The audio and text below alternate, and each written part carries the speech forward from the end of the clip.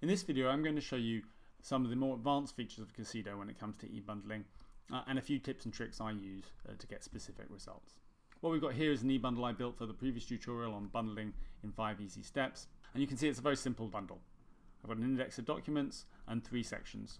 So the first thing I might want to do is update this bundle. And if I haven't sent it out, if I'm allowed to change it, that's as simple as obviously dragging documents about and the page numbering will update automatically. But more commonly, you might send a bundle out and then realize after everyone's started marking it up and referring to the page numbers that you need to add more documents. That's easy too. Firstly, we do that by importing the document. So here I've got 3 additional documents that I want to import, directions from the court. So I'm going to import those and put them in a new folder called directions. Now, if I add those to my bundle, say I wanted to have them at the top, or in fact put them in a subsection in here, maybe at the bottom of my file, what you're going to see is that's going to change the pagination of all the documents, in which I don't want that. So what I could do is before, or in fact after I've moved it, I can right click on each document and choose to paginate it in insert or not to paginate it at all. So if I choose not to paginate it, not paginate them all, you'll see I get a little dash next to the document to tell me that's what I've done. And now I can put that wherever I want. So let me just update this table of contents. This is how it should look. Page 13 for the correspondence, page 22 for authorities.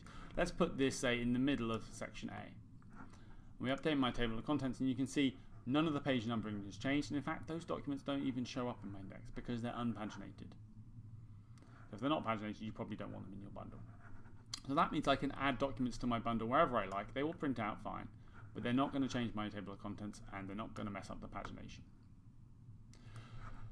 But of course, I might want to have them listed in my table of contents and have them paginated as insert without messing up the pagination as well. So if I choose to paginate as insert, you'll see that little dash changes to a plus. And I can now take that document and let's again drop them right into the middle. And you'll see that what happens if I refresh that index is they are now listed as tabs 1.2 to 1.4, and their page numbering starts at page 3.1 and goes to page 3.5. So again, none of the other pagination of any other page in this bundle has changed. But I can add those wherever I want. If I move them, again, the same thing. So really easy to add new inserts to particular places in your bundle using the insert function. Another thing you'll notice is that subfolders don't appear here in the table of contents.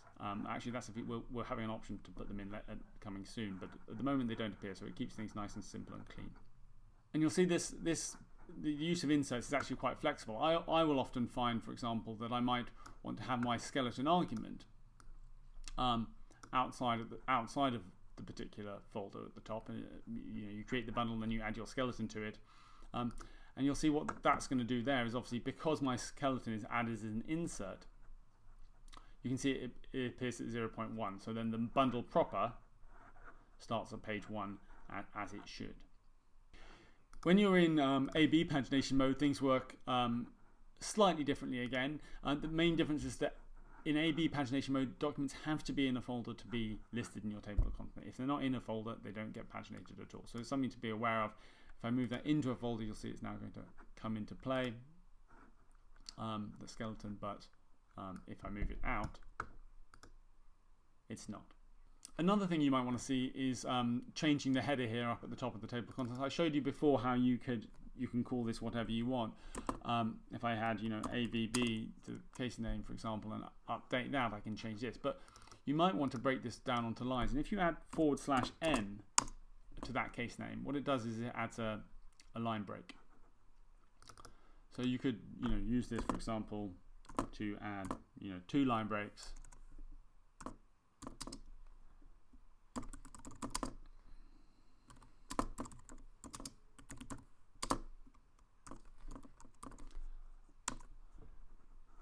And you can then add quite a lot in those lines of what you want. So that's quite nice if you want to add a bit more information into your header.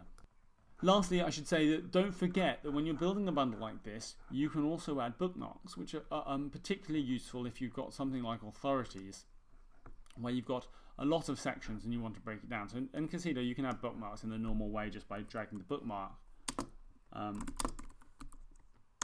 icon on. And if I drop a bookmark there, you'll see it appears under the document down here.